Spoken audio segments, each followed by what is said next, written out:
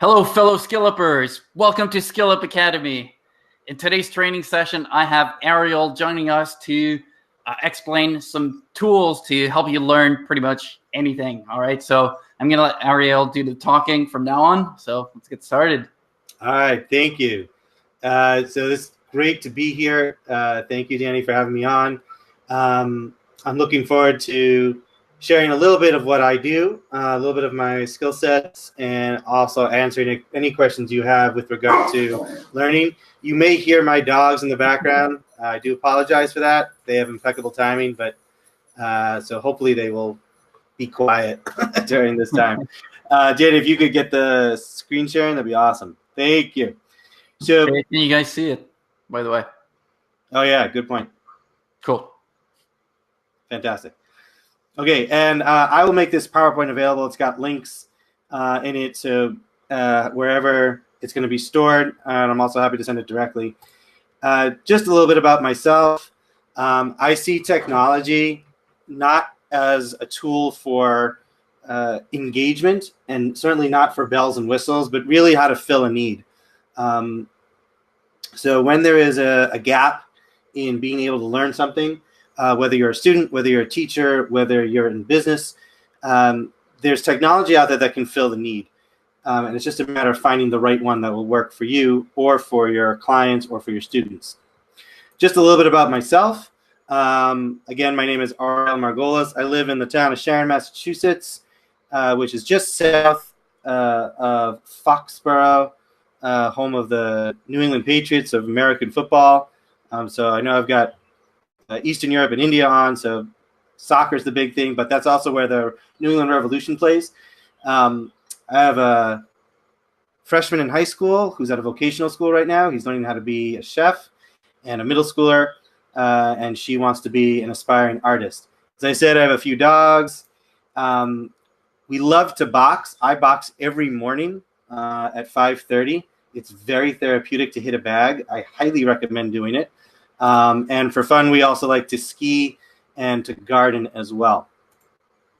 Professionally, I run my own business. It's called eLearning Solved. So I design online course content for startups and entrepreneurs who are looking to either monetize their content or to market it, to use it as a funnel.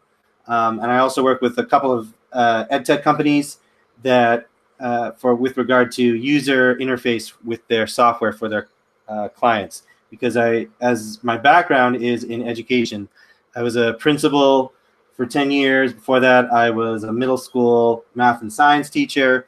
I'm currently working very part-time at Hebrew College, which is outside of Boston, as Director of Student Support as a special educator. So I work with the graduate students who have special needs and need help with their academics.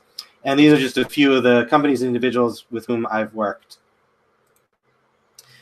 So now we're going to get to the meat of the lecture, or presentation, I should say. And please feel free to integrate and to participate. And I'm looking at the chat with one eye. That's why I may not be gazing directly at the camera. So feel free to put your questions there. Looking at the question of why do we learn? What's the purpose of us learning, right? Whether we learn to improve, whether we learn because we need a new skill, whether we want to be more marketable, whether we just want to improve ourselves. That's really the question that's asked, right? That's the purpose of learning. That's why and every living organism learns, from the simple response to a stimulus. If you ever took psychology and learned about Pavlov's dog, and they learned, that you can cause a dog to salivate by connecting a neutral icon like a bell with food. And then if you just ring the bell, the dogs will salivate. So we're programmed to, we're designed to, but we also have the pleasure of learning information that we want to learn. So there's never the excuse of that you're at capacity, even though sometimes we say that, we can't learn, we can't stick one more thing in. The truth is we have to continue to learn. Otherwise, our brain literally starts to deteriorate and we get plaques in our brain. And that's where long aging, dementia, and Alzheimer can take effect. We know that learning, being an active learner, can actually slow down that process, if not prevent it. The other piece is we also want people to understand that just because you're in a job, and I'm a Gen Xer, I'm 44 years old, so I was part of the last generation that said you go to college, you get a career, and you stay with that company for 20 to 30 years. You don't do that anymore. You now want to focus on what's your passion, what are you interested in, what's your goal, and how you are going to meet that goal. So in addition, whether you want to learn a new skill set, whether you want to learn a new language, the whole point is we want to be able to improve ourselves. So the first question that we have to ask is, how do you learn? In school, if you think about what was the primary way that you were taught, most people, especially those of Gen Xers and the older millennials, will say that they learned the traditional method of a teacher getting up, being the sage on stage, and having content written on the board, and then having to answer orally or having to write it, right? But the truth of the matter is that we know that that's not how everyone learns. And that actually came from special education, when in the United States, students who had difficulty learning were quote unquote sent to the basement to work with the resource teacher. And sometimes they were funneled out to specialized schools. And it wasn't until the 1972 where the United States said, no, that's not okay, that we have to give free and equal education for all. So then all the students with special needs came into the public school arena, and it required teachers to not teach the way that they had been teaching for decades, which was writing on the board and doing the Socratic method. When you're looking at it from an adult perspective, you've been in a boardroom or you've been on a webinar or you've been some type of training, and you get bored because they're presenting the same way that they were taught. It's not their fault in the sense that they weren't trained on how to present, how to teach effectively, right? So just as your teacher may have taught with a chalkboard or whiteboard, you get up a poster board or a fancy PowerPoint, right? And you're lecturing or talking about stats, and it can be boring. So the first thing we're going to do is look at the learning process, understanding how you learn. And this is an educational tool, EdTech tool, that's going to help you understand how you learn. And then, depending on time, we'll look at 2 additional EdTech tools that focus on the different methods of learning. And then finally have a reflection period.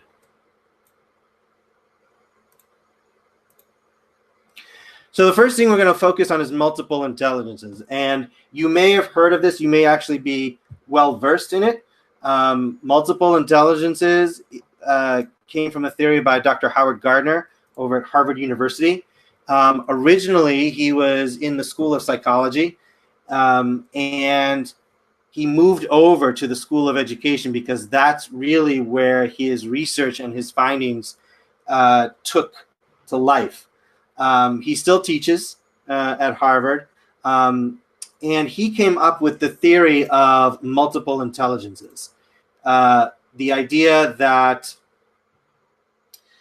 we aren't just designed to learn, to acquire information, to process information in one modality, in one way. So I want to play a short video of Dr. Gardner's explanation of what his theory is about.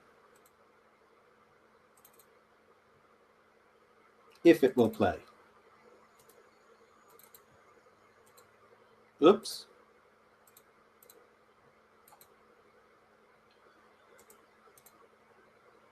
The other lesson to learn is technology is great only when it works.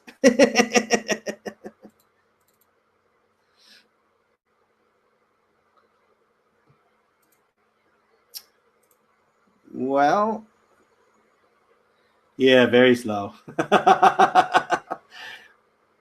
Okay, so I'm not going to do justice with how as well as Howard Gardner could do it, but I also am, mindful of your time. So I will basically go through the theory. with you. What he did is he studied literally thousands of children in elementary, middle school, and high school, understanding how they processed information, how they acquired information. So he said that we don't just have one type of intelligence. It's not fixed. It's not a specific method of just verbal intelligence, right? We actually have multiple intelligences. And depending on our environment and depending on our genetics, we lean toward a specific type of intelligence. That's not to say that everyone has only one type of intelligence. We actually have all of them, but depending on how we are using them based on our environment as well as our genetic disposition, we are able to, we utilize one over the other. So one is called verbal or linguistics intelligence. Now, I took this information from another slideshow that was actually being presented. I gave the author credit from Danville Community College. I actually had to remove a few of the statements. Oh, now it goes. All right. Here, let's have Dr. Gardner talk for a little bit. I'm a researcher in psychology, and after I finished my training, I worked with two populations, with children, from different backgrounds and with different talents, and I worked with brain damage patients who were once okay, but who suffered a stroke or trauma or missile wound or some like a tumor, some kind of brain damage. And so in the morning I'd work with these patients, and in the afternoon I'd work with children. And what struck me was when you have brain damage, the single most important thing is where the brain damage is. Is it in the left hemisphere, the right hemisphere? Is it toward the front or toward the back? Is it superficial or deep? And depending on where you have the brain damage, you have different strengths and weaknesses. You might lose your language, you might lose your musical ability, you might lose your ability to find your way around, and so on. Similarly with kids, I found some kids were good in music, some kids were good in art, some kids were good in athletics, some kids were very good at convincing you of things, some kids would do very well in learning foreign languages but couldn't do math, some kids were great in science but couldn't analyze poetry. And I was just noticing this and was interested when I was surprised that somebody could do something but couldn't do something else, or vice versa. So this was all swirling around in my mind. And then I had the opportunity to put my observations together into some kind of a book. And at a certain point, it struck me that there was something fundamentally wrong with the word intelligence. Namely, there was only one way to be smart, and we could find out how smart you were by giving you a test for an hour called an IQ test. And my big insight was that IQ testing and SMART was a pretty good predictor of how you would do in a certain kind of school, the kind of non-religious, non-memorizing school that we have in the West, in the United States and Europe. But once you got away from that certain kind of school to other kinds of schools, or how people did well when they left school and became salespeople or entrepreneurs or political leaders, that the IQ test and the single notion of intelligence didn't get you very far. And what I did in my book, Frames of Mind, which was published in the early 1980s, was to pluralize the word intelligence, making it intelligences, and try to describe what are the several human capacities which we all have, but we differ in which intelligence is strong, which one is average, and which one is not very good. And the book got a lot of attention when it was published, and interestingly, the people who found it most interesting were not other psychologists, but educators. And that catalyzed a turn in my own life toward working more in education and less in psychology in a strict sense. Well, I think the main findings have been that you can adduce evidence for a number of different intelligences. And the way that you test this is to see whether if a person is good in something, they're necessarily going to be good or bad in something else. And as long as the correlation is high then you assume it's a single intelligence. So if, for example, being able to speak well and write well are very similar, then you call that a single intelligence. But if your ability to write has nothing to do with your ability to speak, then those would be separate intelligences. When you ask what's been the outcome, I think the principal outcome has been a practical one, namely schools all over the world, educators all over the world have found these ideas very useful to them, and so they've developed curricula and pedagogy and even assessment, which is oriented toward different intelligences. And if we think now about the digital media and the capacity of computers to present visual things, musical things, spatial things, and so on, you can have quite a multiple intelligences education just from a computer. And so that's very useful for a time when we're trying to see which things we can present digitally and which things one has to be present, in person. I don't think you can do much to develop bodily intelligence sitting in a computer, but you can do a lot to develop musical or mathematical intelligence.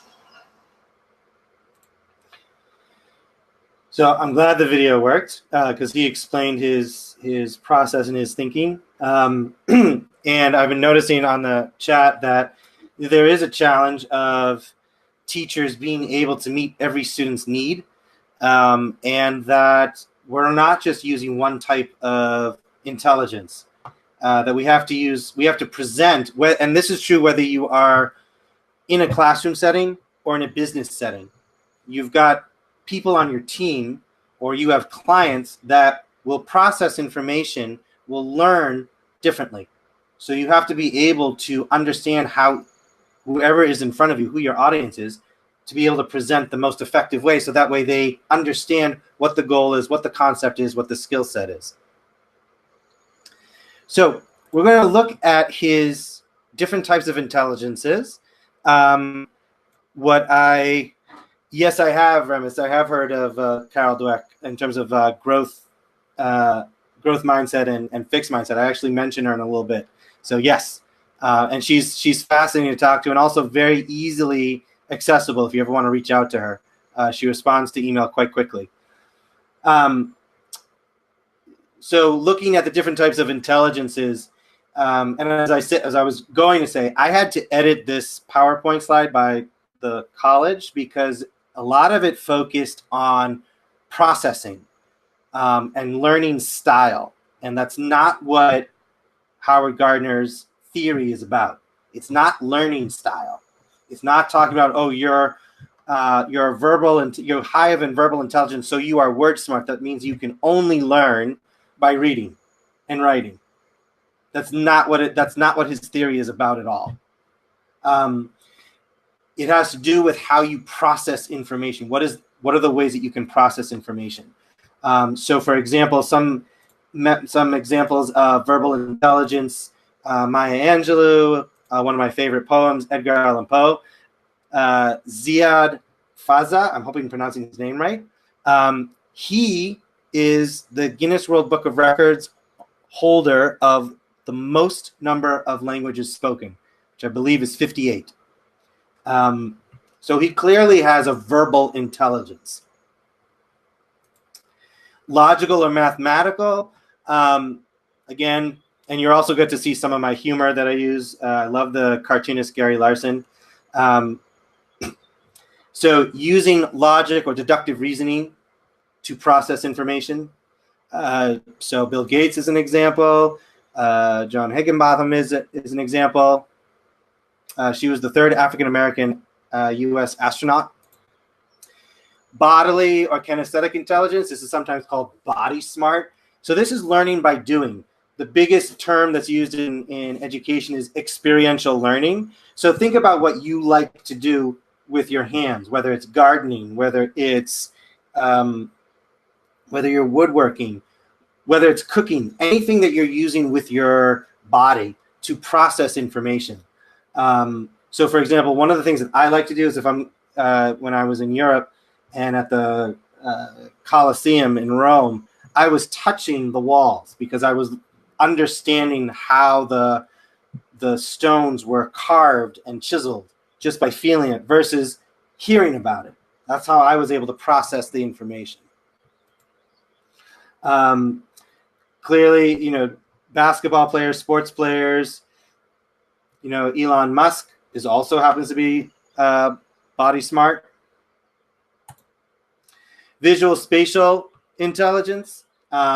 So this is learning by seeing. Visual spatial intelligence. So for example, I bet either you or you have a family member that is really good at packing the trunk of a car. They can fit basically the entire house into the car, whereas someone like me, I can fit 2 or 3 things and I think that's it. So, being able to process visually, people who are interested in art, for example, have a high visual spatial intelligence. This is one of the reasons why textbooks started to have images. It's also why the huge craze of graphic novels, which now goes into the adult arena, is now quote unquote accepted by schools, because it's easier for kids to process what's going on in conversations than just seeing text. And same thing for adults as well. So, for example, Stan Lee, one of my favorite artists, Salvador Dali, had high visual spatial intelligence. Musical intelligence, being able to, not just in terms of a passion for music, but understanding patterns, auditory patterns. When we talk, we're actually making music. The sound that we're making with the vibrations in the air is actually music. There are notes involved. I know I'm not singing right now and you don't want me to sing, but you are understanding and processing the melody and the speed at which I am talking. So it's why one of the teacher tactics, or when you are presenting, is to change your pace, because it causes people to refocus their attention. It also helps them to process as well. Okay, so you've got Yo-Yo Ma, you've got Pink as people who have high music intelligence. Interpersonal intelligence. So a lot of this has been going on, especially with the rise and acceptance of people on the spectrum or autism spectrum disorder. Being able to interact with somebody else. This doesn't have to do with being an introvert or an extrovert. That's actually something different. You can be a high introvert and still have a high interpersonal intelligence. Likewise, you can be a high extrovert and not have interpersonal intelligence. This is talking about being able to pick up nonverbal cues. It's being able to pick up the tone in somebody's voice, the facial expressions, being able to understand the other. Sean Covey says, first to understand, then be understood, as one of the main goals, 7 habits of highly effective people. So people like Gandhi and Oprah are people that have high interpersonal intelligence. Good question. Can't this be learned? The answer is yes, it can, provided that you practice the skill, just like with any other type of skill set. You can increase your intelligence, just as when you are learning, right? An intelligence test basically says, how much do you know compared to how old you are, right? What is the average 30-year-old male? How much information, how much should they be able to do, right? And then you get, if 100 is average, and 85 and below is below average, and 115 is above average. So it's all based on how we process the information and how we can learn from it. So yeah, we can learn how to improve these intelligences through specific practices, and we're going to be talking a little bit about that. Intrapersonal intelligence. This is someone that reflects a lot. It's almost like there's a mirror in front of them all the time. Understanding how they interact with, how the world interacts with them, right? This may be someone that wants to work independently. And you may, for example, you may want to work with a team on a project, but you may want to work by yourself on a hobby. That's using your self-intelligence, intrapersonal intelligence, right? So you have both. It doesn't mean that just because you have have a high intrapersonal intelligence, that's the only way you can learn.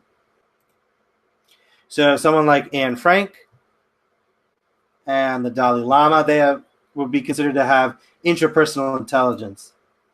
And then naturalist intelligence. This is someone that makes patterns and connections to the whole world around them. So it's a combination of visual, spatial, and music and body, but focusing a lot on nature, understanding how they're interacting with the world itself. So someone that can take 4 different points and make a connection, or someone that is called like an abstract thinker, they have a high naturalist intelligence.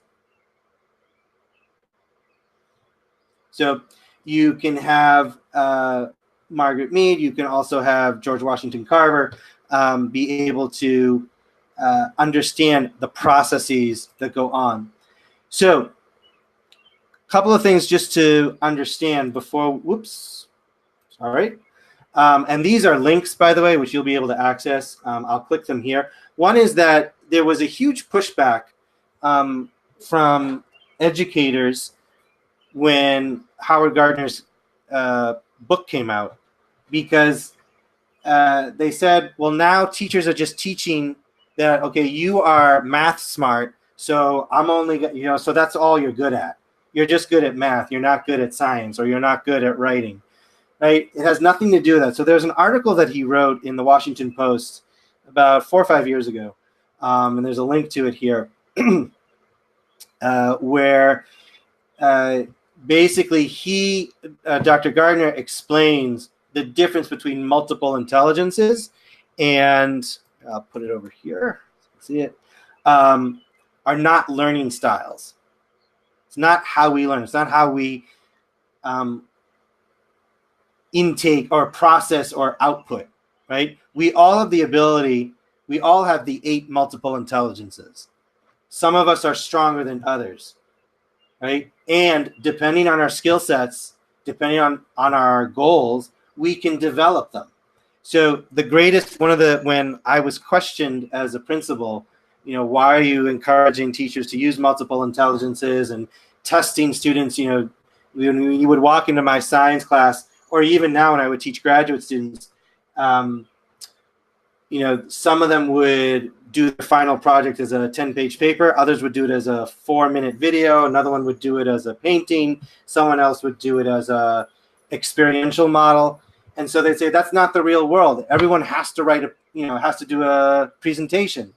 Why aren't you teaching them how to do a presentation? I said, I am teaching them. They will be able to do it once they understand how they process, how they are able to take the information and understand how to use the specific system. So for example, if they have to do a presentation in front of somebody, and let's say they're music smart, okay, so you're going to focus on that skill set and utilize those intelligences on how to present in the most effective manner using music smarts.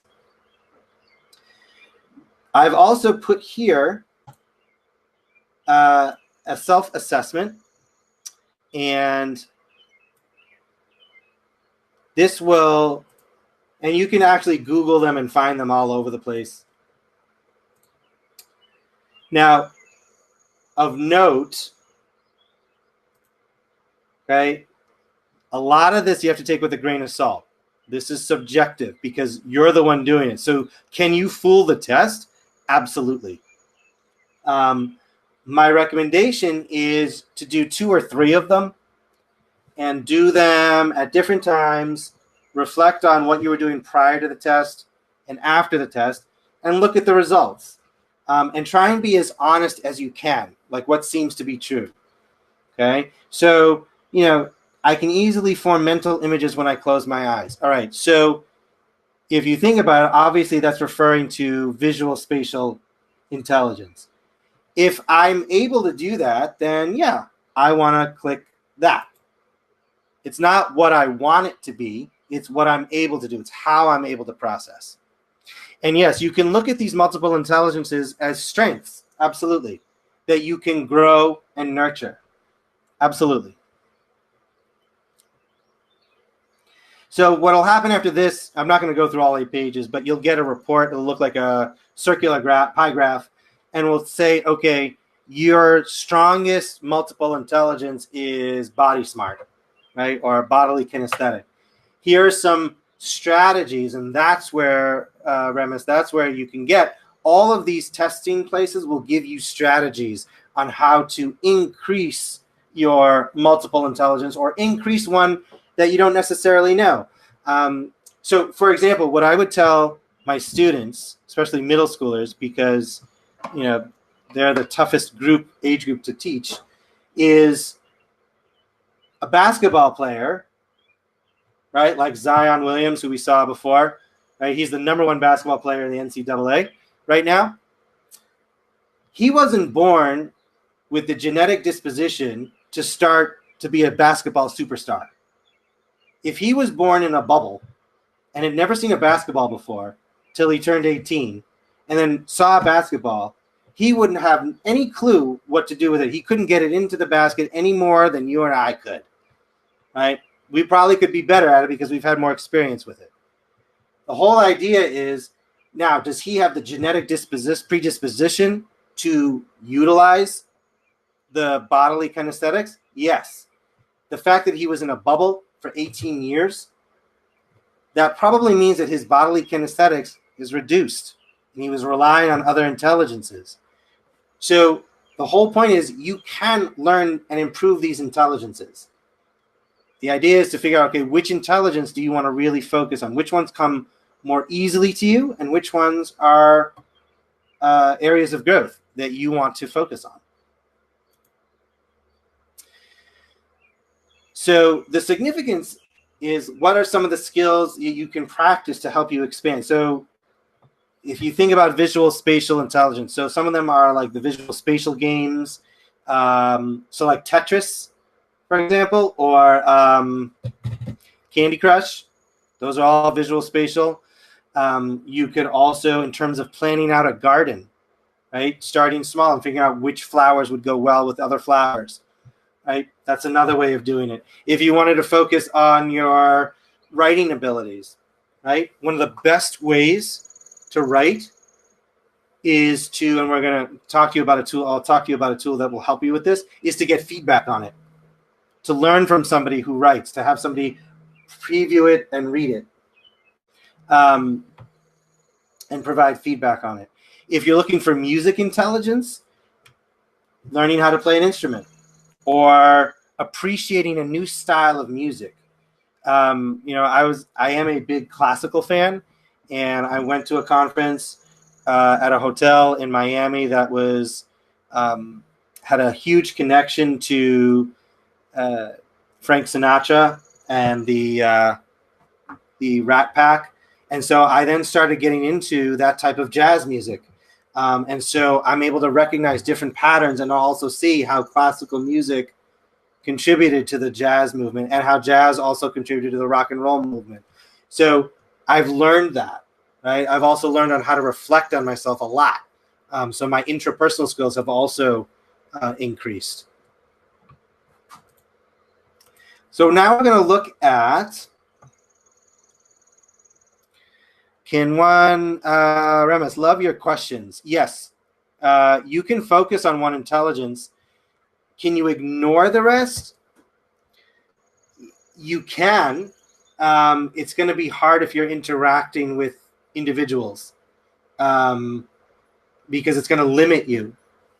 If you don't work on your interpersonal intelligence and you're in sales, you're not going to be a really good salesperson. If you're completely logical, if you go through the scientific method of selling a car, that's one thing, but you also have to understand that there's a person that was buying it. So you need to have that interpersonal intelligence and to build on that. So the next steps are practice the different types of strategies to evaluate how you're doing, and you can retake the tests. I would recommend retaking it maybe every 6 months. When I used to teach at a private school, I would see the same students for 6th, 7th, and 8th. And every year I would start with a multiple intelligence unit And when I taught grad students and I would have the same student again, they would go through the same process and they would say, why do I have to do this again? I'm like, because things change. Your brain is malleable. It's not fixed. As Carol Dweck says, it's a growth mindset. Your brain is growing. Your mind is reshaping. So you may be stronger in one area or the other. And then mastering the skill sets and strategies so that way your intelligences can grow. So now we're going to look at two tools to practice your MIQs. One is Kaizena, and one is Play Posit. And for complete transparency, you may not remember, but Kaizena is one of the companies that I do contractual work for. So just to be out there, this is not a plug. I'm not going to try and sell you anything. I just want to show you how it works because it's a great example of using multiple intelligences. So with Kaizena is a Google add-on. And what it does is it helps you to provide feedback. Now, their focus right now is on K-12. I'm working with them to help focus on higher ed, but I also see this in corporate as well. And it's really a feedback tool on writing. And I'll show you how it works. So I'm going to open up a document. And let's see here.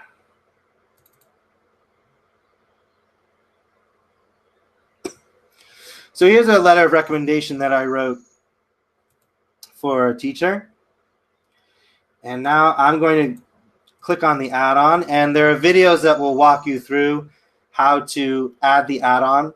But really what you just need to do is click on Get Add-ons and type in Kaizena and add it. It's totally free.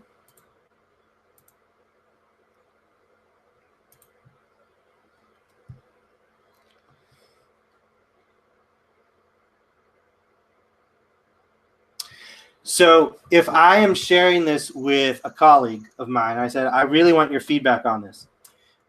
They have 4 options on how to provide feedback. The traditional method is obviously a text, right? They can highlight it and they can leave a text message, right? That's nothing different, right? That's a direct substitution of a pen and paper, right? Here's where it comes interesting. You can leave a voice message, right? So let's say I want to leave a voice message. Try not to use contractions in the letter of recommendation. So then if I'm receiving this feedback, I can then hear the person's tone. I can hear what the person is trying to say. I am including the music intelligence with the written intelligence. So that way there is a less of a chance of misunderstanding and miscommunication, right? It's one of the things we know that text messaging, right? You don't have nuance, you don't have tone, you have no idea what the person is saying or how they're feeling it. Here, I can hear it. It also saves time, shows that about 75%, you can save up to 75% time by leaving a voice comment versus typing it out. And given that most of our brains process at the speed of a Lamborghini, and the issue is that we have brakes, the equivalent of a bicycle, trying to slow down our thought processes, being able to verbalize it allows us to get the thoughts out. In addition, I can also add a skill set.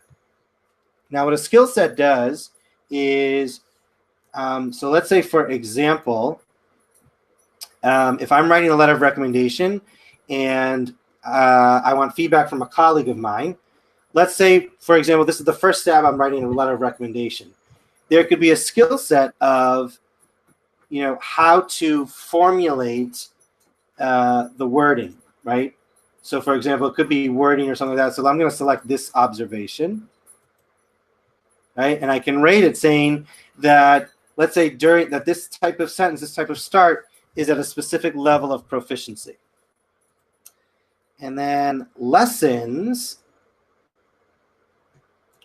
those are micro learning units.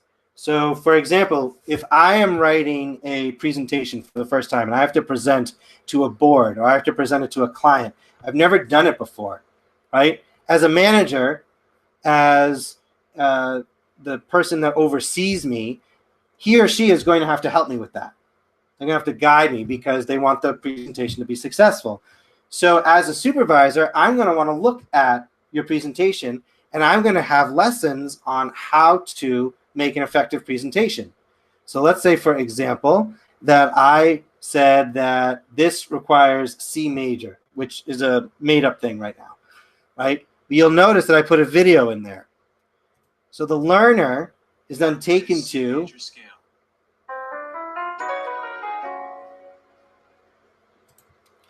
that specific piece of skill set, right? And it doesn't actually have to leave the platform. You can actually play it right here. How to play a C major scale. So for example, let's say this would be how to make an effective PowerPoint slide, right? So let's say I have 17 different points that I want to cover. This would say, make sure you have 3 points, 6 words in each point, no more than 3 points, right? So instead of me as a supervisor writing that out or even saying that, I'll put a video in there. So that way the person can learn and be able to understand and appreciate the skill set. So that's what Kaizena does in terms of helping you learn, in terms of helping you become a more effective writer. It is being used with Google presentations. That is coming out shortly. And then we're also going to be doing it with Google Slides, rather. And it'll also be coming out with Google Sheets in the next 6 months or so. So, but this is a tool in terms of getting feedback from other people. So and that's part of the interpersonal intelligence. It's also visual. It's also auditory. And I'm going to respectfully push back on Dr. Gardner that interacting with a laptop, you're doing body kinesthetics, right? If you're typing, you're using your fingers, right? You're learning how to type. In fact, we know how to type. And in fact, part of our brain is not even processed in our brain once we have mastered typing. It's actually in part of the central nervous system, in the spinal cord. So that's kinesthetic. That's typing. Clicking on a mouse, highlighting, that's all kinesthetic learning.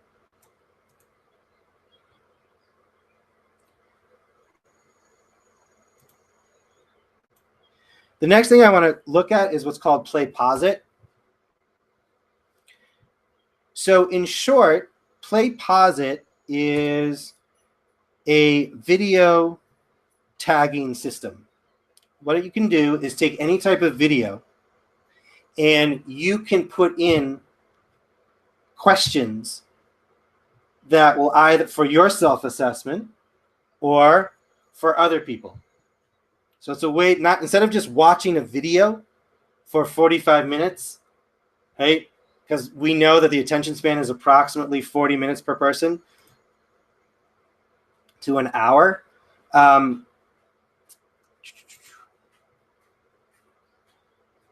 get this going. Here we go. That being able to process information in small chunks is helpful in having people question or creating questions to help you learn it or to review it. So if you're studying for an exam, if you're studying for a license, if you're studying for a specific type of, you want to understand how to build, let's say you want to build a chicken coop, or you want to create a recipe for your, for your relatives or friends, you can create a video of yourself and put in stopping points so that way people understand. So this is a video of Abbott and Costello. They were in the 1940s and 50s of vaudeville. You may be familiar with their show Who's On First. So this is just going to walk you through a little bit about how it works. It's very easy to set up. You can take any video that's public and then build questions around it.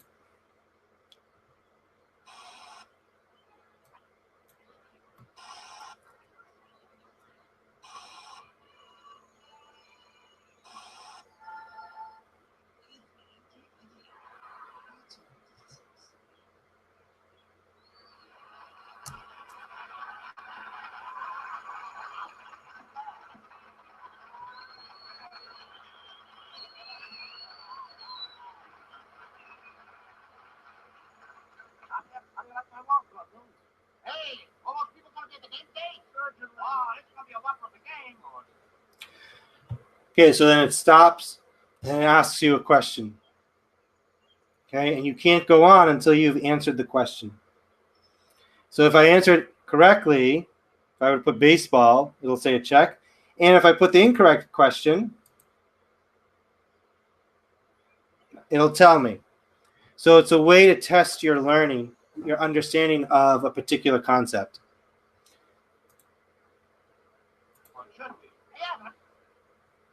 Okay? And you can put as many as you want in it. So for students or any type of learner, from a visual perspective, it's a combination of processing the information and being able to then answer questions written. Now, the paid version, this is the free version. The paid version allows you to add in audio as well, audio questions. You can add in other types of questions as well. Oops.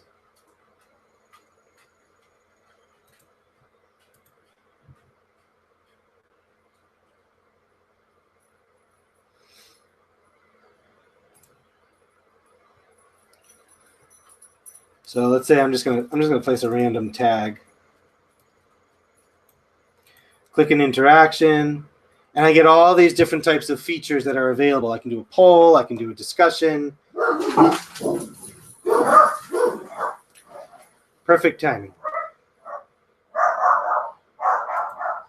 So these are all the different types of things that you can do either to help someone learn, or you can set it up for yourself with questions. The other thing is that they have a huge resource of ready-made videos with questions on all different topics. So it's a way not to just be a passive learner, but to be an active learner. So those were the two tools that I wanted to show you, along with the multiple intelligence. And now I am happy to. I apologize for my dog that's barking in the background. But I'm happy to answer any questions that you have. Yes, the PlayPosit is a free platform. So is Kaizena. They have paid versions, but what I showed you today was all free. Thanks for that, Ariel. I actually do have a bit of I have a few questions that I've listed while listening, and the first one is I'm assuming the answer is yes, but can you lose intelligence, and to what degree? Oh, great question. So like with any skill set that you practice, if you don't practice it, it will drop. And that could also be purposeful. So if you're switching jobs, and you're going from a graphic designer to an art curator, right? You're not necessarily going to be using the same skill sets. So that doesn't mean you can't go back to graphic designing, but it may mean that you're going to have to revamp some of those skill sets and some of that intelligence to get it back up to where you want it to be. Mm-hmm. And currently the test measure similar to IQ with the same metric that you mentioned, or it depends on the test? It depends on the test. I mean, some of them will give you a percentage, like your 87% visual intelligence. Some will just say, like, the first one that I showed you will give you a pie chart, and the piece of the pie or the slice of the pie that is filled in the most is your highest multiple intelligence. The idea behind all the tests is just to give you a sense as to what your strongest intelligences are. Mm-hmm. Mm-hmm. And I was quite surprised to hear that you said Elon Musk is actually body smart. I would have thought he's a bit more like Bill Gates. Yeah. But he's always hands-on. I know that. But surprisingly, I thought he would be more similar to Bill Gates. Yeah, it's interesting, isn't it? That, you would think you sort of peg someone to be in a certain category, and they're not. And that's one of the challenges that teachers have, is that just because a appears to be one form of intelligence does not mean that that is their primary intelligence. Mm-hmm. And as you inferred, it may not be the one that they want. They may be really good at logic smart or being, logical intelligence, but they want to have interpersonal intelligence. They want to interact with people. They want to be a psychologist. They want to be a teacher. They want to be a CEO. That's their dream. That's their passion. Mm-hmm. So it's the job of the teacher, the educator, the mentor, the coach, the supervisor, the leader. It's the job to help nurture that. Yeah. In whoever's in front of them. Yeah, makes sense. And you were talking about for educators when talking about the musical intelligence, to change their bass. And I was wondering what you actually meant by that, because I'm doing all these videos now and I want to change my bass if that's what I need to do. So what's changing your bass? So changing your bass is certainly, changing the level of your voice, going louder and softer, or modulating. If this were a brick and mortar classroom, I would be walking around. And sometimes, you'll see me look at a screen or something like that. That's purposeful, not just to see what the chat is, but it's refocusing your attention. It's constantly having you to refocus your attention versus just seeing a standard headshot. Or would that be musical though? So no, that wouldn't be musical. So musical could also be that you're singing as part of your presentation. So sometimes in class, like I'll reference a song or something like that, or we'll go into a particular type of, if there's an acronym, we'll go into a particular type of song or mnemonic to try and remember it. In addition, to change the speed or prosody of your voice. So if I'm slowing down, that's an indication that it's something that I really want you to focus on. And if I'm talking really quickly, it's something that I don't want you to focus on, but it's also something that isn't necessarily important. Or maybe just a way to just re-grab your attention, depending on how you want to do it. Interesting. Would you guys want me to sing? Say yes in the chat. a singing training session. Please say no. I don't want to do that. But that would be an incredible way to increase my musical intelligence right there. Absolutely. Add some accountability to it. Absolutely. Absolutely. Rebus asks, how do these intelligences first appear? Is it the environment? Or is it the environment that affects the development of the intelligence over another? Yes. Well, there are three main camps. There are some that say that it is completely genetic. There are some that say it's completely environmental, that you're born with all 8, and your environment helps to shape which ones you're going to focus on. And then there's a combination. I'm of the camp that there's a combination, that everyone has the ability for the most part. Obviously, there are exceptions. So someone who's blind, for example, they probably don't have the visual smarts. They're not going to have it, just simply because it's just not there. So they're going to focus on other intelligences. The same thing would be true if the person was blindfolded for their life. They wouldn't be able to necessarily process visually. But assuming that you have all your abilities to process, and you're in your environment does play a huge role in it, for better or for worse. So it's a combination. I like to think that environment actually impacts it a lot, because one of my favorite quotes is, "You're the average of the 5 people you spend the most time with." And I've seen that completely change my life. And I would assume that in some ways or another, it actually increased my multiple intelligences. I think that makes a lot of sense. And me learning these 3 new skills every month, I'm actually very curious. It's too bad I didn't test before, but I'd be very curious to see how it changed the different levels from each of them. Yep. I can't imagine that being like too static. No, I mean, we know that the brain is not static at all. And there have been tests. I didn't go into it, but Dr. Gardner has done tests specifically on brain activity when it comes to multiple intelligences, to know, as he said, like, we know that there are certain parts of the brain that process specific types of information, but that doesn't mean that those areas aren't available to you all the time. They are.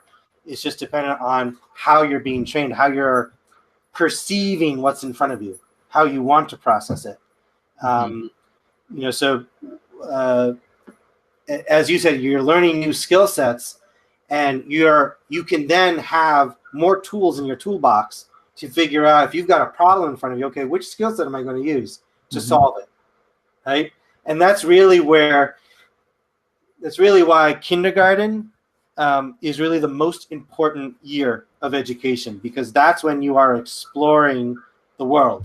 You're basically being given the opportunity, the blessings to go explore and create and make mistakes and learn from them and interact. I think that's why a lot of the millennials are going out on their own, and they're changing the landscape of the work environment. They're changing the way the economy is working because they're curious, right? They're focusing on that curiosity that we all had, that for many, many years it was stifled, because you have to become a lawyer, or you have to do this because this is what you're good at, or this is what the family business is. So you got to do it, right? And for better or for worse, that's what you did, right? But if we go, and this is actually nothing new under the sun, because if you think about medieval times, the Renaissance, you paired up with a mentor. If you were interested in art, you found an artist to mentor you. That's what you did. You were able to do that. You learned the skill sets, you learned the trade, right? And then we said, okay, no, we're going to use the assembly line model from Henry Ford, and do that with education. That'd be a lot faster and easier, right? Just give them the information. Today's chapter 1, tomorrow's chapter 2. So there are benefits to both, but I think we're now swinging to, you want to become a chef? Great. Let's figure out the path that's going to make it work for you. Yeah, I'd love for everything to go back to that, and I do write a lot about that very same topic, and I do believe that it was a great time, and people were actually a lot more curious and a lot more creative back then. Absolutely. So if this theory of multiple intelligences can actually get back in some ways, help get back to that, that'd be fantastic. Yeah, I think that's part of the goal. It's being able to sort of allow individuals to be just that, individuals. And so to answer your, Remus, you asked, like, how does the challenge of teaching 30 students with 30 different intelligences in the classroom, that's the job of the teacher. And so it is not about being the sage on stage and saying, 2 + 2 is what? 4 + 4 is what? It's engaging them in their own interests and creating an individual path for each student. And it's hard. It's hard for a teacher to do that. It's even harder for a principal to accept that learning is going on. So my classroom, when I was doing this type of personalized learning, I got a lot of flack from my principal at the time, because he said, your classroom's a mess. And I said, yeah, it looks like the Google floor, where people were literally sitting on floors, on tables. Someone was talking to an expert in biology. Someone was doing a research project. Another person was doing an experiment. I said, they're all focusing on what is interested them. At the same time, they're learning the skill sets that they need in order to go on to high school. So it's scary because it's not presented in a nice, neat box. And that's, we're not nice, neat boxes. We're complex individuals with needs and wants, and being able to create fantastic things. And I can tell you that, working with other entrepreneurs, especially with veterans in the United States that are transitioning out who have been so programmed and structured, and being able to say to them, okay, what's your passion? What's your goal? Let's figure out a way that's going to work for you to get you there. They're scared. They're terrified with that. They want to be able to sort of be told, like, this is how to do it. It's not. You got to explore. You got to be able to make mistakes. You got to be able to fail, and to learn from it. It doesn't feel good to fail because of the stigma attached to it. But Elon Musk failed. He continues to, right? Failing all the time. Yeah, does it all the time, right? Yeah. So and look where he's at. I mean, he's doing pretty well for himself. Well, everyone that we know that are successful obviously failed a lot more than we did, and Yes. a lot more. A lot more, right? And so that's really how we learn. Yeah, is by trial and error. So yeah, I think we should maybe take one last question from Remus, and then we should probably call it a day. Okay. Do you think it's because of the mindset society pushes into it, that is to follow a fixed path from primary school? So yes, I believe that the Industrial Revolution pushed society, especially the working class and the middle class, into that type of mindset. True. In addition, and some people would argue this as well, but it also, the education system was designed or redesigned from the one-room schoolhouse to a factory to also make sure that a percentage, this is true in the United States, a percentage would automatically go into the armed service. Mm. You're going to be great as, in the Army. That's what you need. Mm-hmm. Right? So you put that combined with the fact that, it's such a giant monster to change the education system. You put that with the fact that, okay, well, if we're not going to get new recruits that way, then how are we going to have an army? How are we going to, colonize or conquer the world or do whatever we want to do? But at the same time, we're going to get a doctor's shortage. So we're going to get a lawyer's shortage. So we need people to do this. We need students in the third grade to know that they want to be a lawyer, right? Which may be true for some. They've desperately. My wife has wanted to be a lawyer for decades, and she is one. But I wanted to be a doctor. It turned out I became a teacher, and then I became a principal, and now I'm an entrepreneur. So, not being brave enough to take that step out of the assembly line is very scary, and we did a disservice to generations. And my hope is, it's one of the reasons why I left formal ed, because I couldn't change it fast enough. I was too frustrated from a teachers, from a principal. I just couldn't. And whether it was elementary, middle, high school, or higher ed, you can't change it. So what I want to be able to do is to change it from the other side. So if entrepreneurs and startups and edtech companies can see the value of the personalized learning, of being able, of multiple intelligences, they will then advocate the education system needs to change. Yeah. And they'll be a huge pressure point, much more than someone that's in the system. Yeah. We can do this. Yeah. We'll reach there. Hopefully in our lifetime. We'll reach it. I love that. Yeah. Love that. All right. Before I close the recording, anything else you'd like to add? No, I don't have anything more. You can certainly get in touch with me. I'll put it in the chat as well. Here's my email, and I am looking forward to continuing this journey with you and with you all. Excellent. Yeah, this is an exciting journey for sure. Thanks for coming here, explaining everything. Not everything, I'm sure you know even more about that, but explaining all about the multiple intelligences, the tools that we can use to actually improve them right away. I will definitely try it. Awesome. I'll try both. All right, guys. So this was SkillUp Academy. Today we had a outside expert on learning. Ariel showed you the 3 tools to use to improve your different intelligences. So hope you learned from it. I know I learned a lot from it. And he's actually coming back on Thursday, right? Yep. All right. And Thursday is on what again? How does entrepreneurial steps? How to become an entrepreneur. Cool. Different topic. So it's gonna be really interesting. Looking forward to it. And I hope to see you guys there again. And for those of you watching the recorded version of this training session, don't forget to hit that subscribe button below. Great. And there's going to be more training sessions for you guys. Awesome. All right. Thank you, guys. Thank you.